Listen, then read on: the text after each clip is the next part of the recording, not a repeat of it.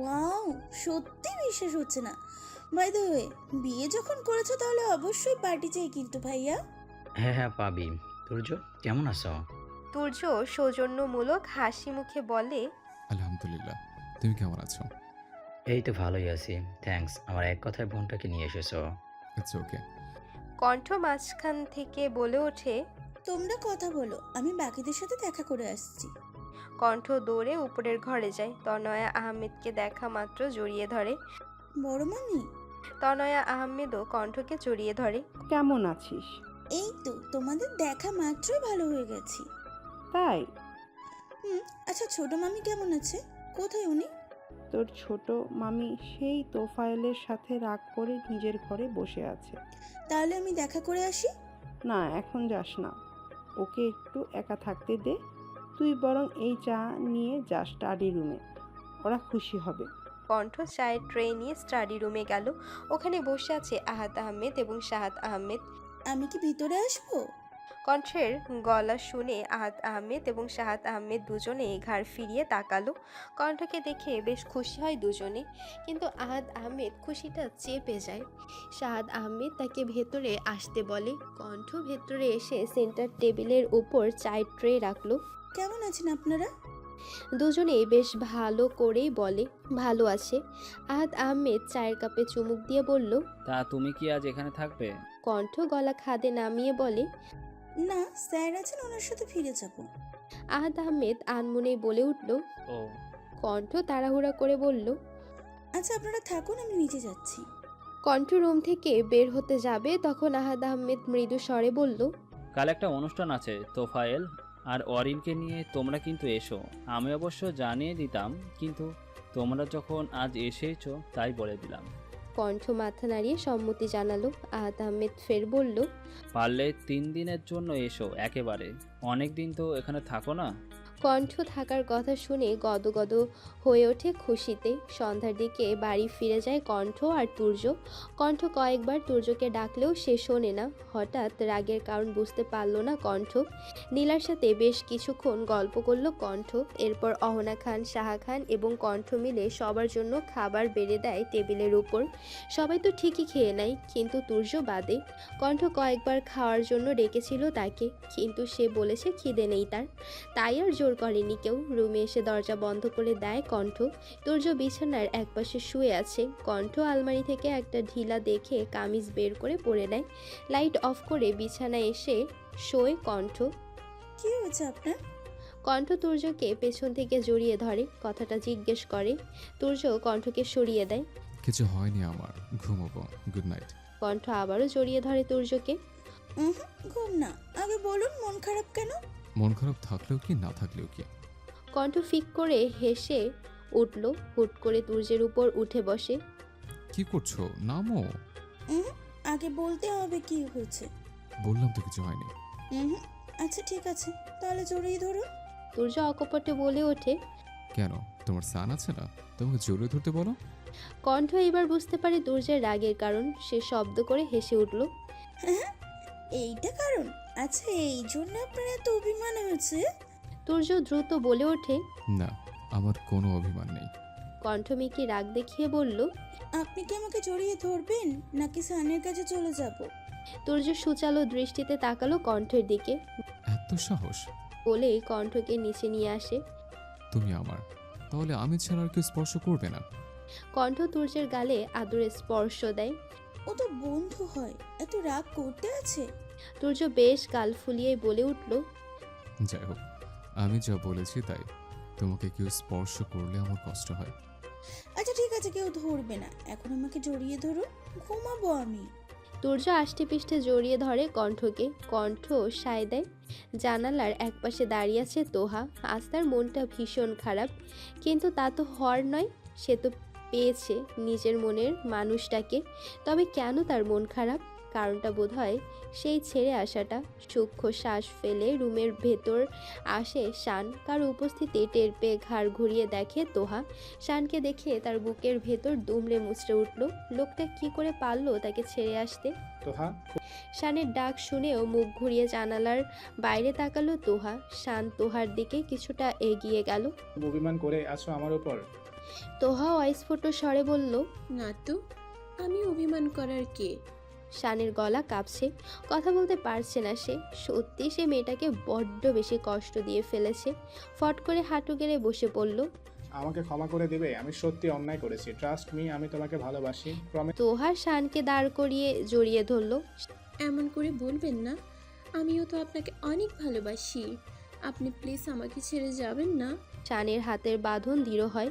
সে তোহাকে জড়িয়ে বলে, করছি, আমি আর কখনো তোমাকে ছেড়ে যাব না, ঠিক? সকালবেলায় শান তোহাকে নিয়ে তার আপুর বাড়িতে যায়, কিন্তু শানের বোন তাসফিয়া তাদের ঢুকতে দেয় না। তার উপর আরও অনেকটা খারাপ কথা শুনিয়ে দেয়। তাসফিয়ার কথা শুনে আশ্চর্য হয় শান। সেও হার মানতে রাজি নয়। সেও তাসফিয়ার মুখের উপর বলে দেয়, ঠিক আছে, তুমি দেখে নিও, বউ পালবো আর ভালো করবো। আমি তোমাকে এতদিনও চিনতে পারলাম না আপু, যাই হোক, তোমরা ভালোই থাকো, যাচ্ছি আমরা। তাসফিয়া তাচ্ছিল্য করে বলে। শান তোহার হাত শক্ত করে ধরে তাসফিয়ার বাড়ি থেকে বেরিয়ে গেল। কি করবে কিছুই জানা নেই তার। তবে সে একটা জিনিস ভালো করে ঠিক করে নেয়, যাই হোক আর কখনো কারোর উপর বসে খাবে না। তোহাকে নিয়ে রাস্তায় নেমে পড়ে শান। ছোট্ট একটা বাড়ি ভাড়া নেয় শান। 2টো রুম, একটা বসার ঘর এবং আরেকটা শোয়ার ঘর। শোয়ার ঘরের পাশে ছোট্ট করে আরেকটা কুঁড়ে ঘরের মতো আছে, ওইটা রান্নাঘর হিসেবে ধরা হয়। মাসে 4,500 টাকা। বাড়িটা পাওয়াতে বেশ স্বস্তি বোধ করে শান। প্রায় ঘন্টাখানেক হয়েছে বন্ধুদের কারোর সাথে কথা হয়নি শানের, তাই ভাবলো খাওয়া দাওয়া শেষে সবার সাথে কথা বলে নেবে। আজ বাসায় রান্না হবে না, সবেমাত্র মেয়েটা এসেছে, এক্ষুনি সব করতে দিতে চায় না শান। আর এমনিতেও রান্না করার মতো কোনো জিনিসপত্র নেই তাদের। শান তোহাকে রেখে বাইরে থেকে খাবার নিয়ে আসে। খাওয়া দাওয়া শেষে গ্রুপ কল করে, সবাই জয়েন হয়। তারিফ বিরক্ত নিয়ে বলে উঠল, কি রে ভাই, সকাল সকাল ওভাবে বেরিয়ে গেলি? কণ্ঠমেকি রাগ দেখিয়ে বলল, তুই কি আপুর বাড়িতে গিয়েছিস? শান ফুস করে শ্বাস টেনে কিছু বলল।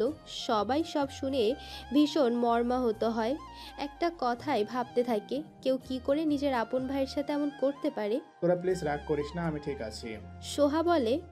শান পাশে তোহার দিকে তাকিয়ে বলল, ওই তো আমার পাশেই বসে আছে। কণ্ঠ বলে ওঠে। তুই আমাদের ঠিকানা দে বাড়ির, বিকেলে আসছি। শান বিব্রত বোধ করে। কি করে ওদের এই বাসায় আনবে? ঘরে একটা খাট পর্যন্ত নেই, তাহলে কি করে ওদের নিয়ে আসবে? শান কথা ঘোরানোর চেষ্টা করে বলে, আরে ছাড় তো, তোরা এসে কি করবি? তারিফ ধমকের স্বরে বলল। চুপ কর শালা, বেশি কথা কয়, চুপচাপ ঠিকানা দে। শান সূক্ষ্ম শ্বাস ফেলে ওদের ঠিকানা দিয়ে দেয়। রুমের এক কোণে দাঁড়িয়ে আছে অরিন, ভয়ে তার হাত পা কাঁপছে। আনিক আহমেদ সুচালো দৃষ্টিতে তাকিয়ে অরিনের দিকে। এসো এদিকে।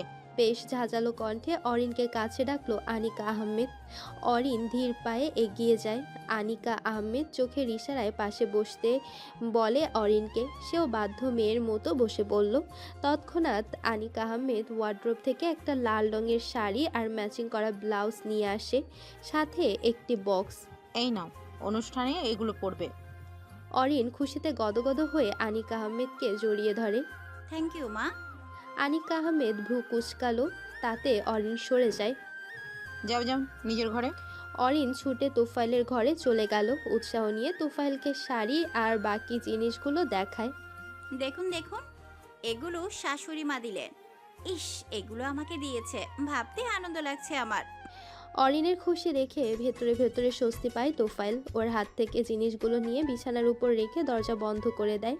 অরিন বোকা বোকা ভাবে জিজ্ঞেস করে, কি হলো, দরজা কেন বন্ধ করছেন?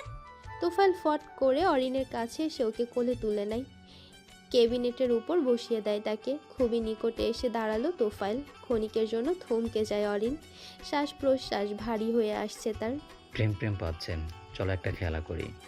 অরিন বেশ লজ্জা পায়। তোফাইলের বুকে আলতো করে ধাক্কা দেয় সে। সরিয়ে দেওয়ার বৃথা চেষ্টা করে। তোফাইল তার বলিষ্ঠ হাতে অরিনের কোমর চেপে ধরে। মৃদু স্বরে চেঁচিয়ে ওঠে অরিন। উফ! তোফাইল অরিনের নাকের ডগায় কামড়ে ধরে। অরিন তোফাইলের চুল খামচে ধরে। একসময় তোফাইল অরিনের মুখে অসংখ্য চুমু দেয়, নাক, মুখ, কপাল, গাল। একসময় বুকের দিকে অগ্রসর হয় সে। অরিন তীব্র কাঁপুনি অনুভব করে অন্তপুরে। তোফাইল অরিনের বুকের মধ্যভাগে অধর চুম্বন এঁকে দেয়। চোখের কার্নিশ বেয়ে অশ্রু গড়িয়ে পড়ে অরিনের। এত সুখ সে কোথায় রাখবে? অরিন আলতো হাতে তোফাইলের বুকে হাত রাখে। আবেশে চোখ বুঝে নেয় তোফাইল। এক এক করে শার্টের প্রতিটি বোতাম খুলে দেয় অরিন। বুকে চুমু দেওয়া মাত্র তোফাইল অরিনকে টেনে পাজা কোলে তুলে নেয়। এক সময় বিছানায় নিয়ে যায় তাকে। সময় নষ্ট না করে অরিনের মাঝে ডুব দেয়, কিন্তু তৎক্ষণাৎ অরিন বাধা দেয় তোফাইলকে। আপনি পাগল। তোফাইল নাক মুখ কুঁচকে বলে। আটকাচ্ছ কেন? অরিন তোফাইলের কপালে চুমু দিয়ে বলল, দিক, বাড়িতে সবাই জেগে আছে, আসা যাওয়া হচ্ছে। আপনি কি ভুলে গেছেন? এভাবেই আমরা দরজা বন্ধ করে রেখেছি। কি ভাববে সবাই? তোফাইল নিজের চুল খামছে ধরে। বিরক্ত লাগছে তার প্রচণ্ড রকমের। অরিনকে বুকে নিয়ে কিয়ৎক্ষণ শুয়ে রইল সে। রুমে এসে দরজার কাছে হেলান দিয়ে দাঁড়ালো কণ্ঠ। তুর্য খালি গায়ে পুশ আপ করছে। কণ্ঠ মুচকি হেসে বলল, আমি আসবো। তুর্য চোখের ইশারায় কাছে ডাকে। কণ্ঠ তুর্যের কাছে গিয়ে ফট করে ওর পিঠের উপর বসে পড়ল। তুর্য কণ্ঠকে উপরে বসে পুশ আপ করতে লাগলো। কণ্ঠ আইসফোটো স্বরে বলল, আমি আপনার সম্পর্কে একটা সিক্রেট কথা জানতে পেরেছি স্যার। কণ্ঠ থেমে গেল। কণ্ঠকে নামতে বলল পিঠ থেকে। কণ্ঠ নেমে ফ্লোরে বসে পড়ল। ওর ঠিক পাশে তুর্য বসলো। কণ্ঠ সাইডের চেয়ার থেকে টাওয়াল নিয়ে তুর্যের হাতে দেয়। তুর্য মুখ মুছে নিজেকে ধাতস্থ করে জিজ্ঞেস করলো, কি সিক্রেট জানতে বলেন ম্যাডাম, যেটা আমি জানি না? কণ্ঠ মুখে মুচকি হাসি ঝুলিয়ে বলে, জানেন, বিয়ের আগে একটা লোক আমাকে ফোন করে ভালোবাসি বলতো। কথাটা শুনে চমকে ওঠে তুর্য। কেমন জানি লাগছে তার। এলোমেলো দৃষ্টি ফেলছে আশেপাশে। কণ্ঠ ফট করে তুর্যের পায়ের উপর মাথা রেখে ফ্লোরে শুয়ে পড়ে। ওর দিকে তাকিয়ে বলল, আপনি আমাকে অনেক ভালোবাসেন তাই না? সামনাসামনি বলতে পারেননি, তাই অচেনা নাম্বার থেকে কল করেছিলেন। তুর্য খানিকটা ঝুঁকে কণ্ঠের কপালে চুমু দেয়। ফুস করে শ্বাস টেনে বলে, একটু বেশি ভালোবাসি। আর অচেনা নাম্বার থেকে কল করার বিষয়টি হলো দুষ্টমি। যতই হোক, আমি ওর প্রফেসর। কণ্ঠ খিলখিলিয়ে হেসে উঠল। এখন আমার কিছু চাই। আচ্ছা, বলো কি চাই? কণ্ঠ উঠে বসলো। পেটে হাত দিয়ে বলল, আমার পেটটা কেমন জানি খালি খালি লাগছে। তুর্য ফট করে বলে উঠল। তুর্য তুমি কিছু তো খাওনি, তাই এমন লাগছে। চলো কিছু খেয়ে নাও। উঠে দাঁড়ালো। কণ্ঠ উঠে যায়। গাল ফুলিয়ে বলে, আরে এই খালি খালি সেই খালি খালি নয় রে বাবা, আমি তো অন্য কিছু বলছিলাম। ভ্রুকুচকে তুর্য। বুঝলাম না।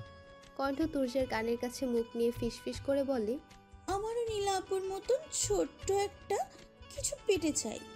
তুর্য কণ্ঠকে পেছন থেকে জড়িয়ে ধরে। সামনে পরীক্ষা, প্রস্তুতি নাও। এসব চিন্তা ছেড়ে ফেলো। না না, চাই চাই চাই। বেশ, পড়াশোনা শেষ করো। তুর্য এক প্রকার কণ্ঠকে পাত্তা না দিয়ে রুম থেকে বেরিয়ে গেল। তাতে প্রচণ্ড রাগ হয় কণ্ঠের। দুপুর 3টার দিকে বাড়ি থেকে বের হয় কণ্ঠ। যাওয়ার সময় তুর্যকে বলে যায় সে শানের বাড়ি যাচ্ছে। বাধা দেয়নি তুর্য। সোহা, তারিফ, রিয়া, তাহিয়া এবং কণ্ঠ সবাই মিলে শানের বাড়িতে যায়। সোহা নিজের গাড়ি নিয়ে এসেছিল, তাই ওদের আসতে তেমন একটা কষ্ট হয়নি। বাড়ির দরজায় টোকা দিতেই দরজা খুলে দেয় তোহা। সবাইকে দেখে অনেক খুশি হয়। শান ভেতরেই ছিল। তোহাকে দরজায় দেখে সেও এগিয়ে যায়। বন্ধুদের দেখে চোখ মুখে খুশি উপচে পড়ে তার। তারিফ শানকে জড়িয়ে ধরে। তোরা আসবি আমি সত্যি কল্পনা করিনি। কণ্ঠ শানের মাথায় চাটি মেরে বলল, কেন করিসনি সেটা বল। তুই কি ভেবেছিস দাওয়াত না দিলে আসবো না? সবাই জোরপূর্বক ওদের ঘরে ঢুকে গেল। আশেপাশে চোখ বুলিয়ে দেখে ঘরে একটা জিনিস পর্যন্ত নেই, শুধু একটা বড় মাদুর পেতে রাখা নিচে। সোহাগ। কণ্ঠ সোহাকে ইশারা করে। সোহা তোহার উদ্দেশ্যে বলে ওঠে। সোহা তোহাকে এক প্রকার টেনে বাইরে নিয়ে যায়। তারিফ বলে ওঠে, এই মানুষ বাচ্চা, চল আমাকে সাথে কিছু উপহার দেই তোরে। শান অস্ফুট স্বরে বলল। তোরা এসেছিস আর আমি। কথার পিঠে থামিয়ে দেয় রিয়া। তুই চল না বাইরে। ওরা বাইরে যাওয়া মাত্র তাহিয়া আর কণ্ঠ মিলে গাড়ি থেকে আস্তে আস্তে ঘর সাজানোর সব প্রয়োজনীয় জিনিসগুলো নিয়ে আসতে থাকে। এমনভাবে যায় যাতে শান আর তোহা কিছু টের না পায়। কথায় ভুলিয়ে একসময় চুপিসারে চলে আসে তারিফ। তারিফ, কণ্ঠ, তাহিয়া মিলে খাট পালংগুলো পেতে দেয়। শানের কিছু ঠিক লাগছে না। সে জোরপূর্বক রিয়াকে রেখে ঘরে আসে। ওদিকে সোহা তোহাকে নিয়ে আসে। দুজনে ঘরে এসে সব কিছু দেখে রীতিমতো চমকে ওঠে। শান বিস্ময় নিয়ে বলে উঠল, এসব কি বলছিস তোরা? সবাই একসাথে বলে ওঠে, সারপ্রাইজ। তারিফ বেশ ভাব নিয়েই বলল। দেখ ভাই কেমনে তোর উল্লু বানিয়ে সব করে ফেললাম। শান বেশ রাগ নিয়েই বলে উঠল। এসব কি করেছিস তোরা? কেন করেছিস এসব তোরা? আমাকে বারবার মনে করাতে চাইছিস কেন যে আমি কিছু পারি না? কণ্ঠমিকি রাগ দেখিয়ে বলল। চুপ কর বেটা শয়তান, কে বলেছে তোকে তুই কিছুই করতে পারিস না? আমরা তো তোকে বিয়েতে কিছু দিইনি, তাই ভাবলাম সংসার সাজিয়ে দিই। শান কাদো কাদো কণ্ঠে বলে। ভাই তোরা এত করিস না, আমাকে চেষ্টা করতে দে, আমি কিছু করতে চাই। তাহিয়া শানের বাহুতে বাহবা দিয়ে বলে। চিন্তা করিস না, সব পারবি তুই, আপাতত এখন এসব বাদ দে। তোহা তুড়ি মেরে বলল। কথাটা শুনে হু হু করে হেসে উঠল সবাই। সবাই মিলে ঠিক করে আজ বাসর ঘর সাজাবে শান আর তোহার জন্য।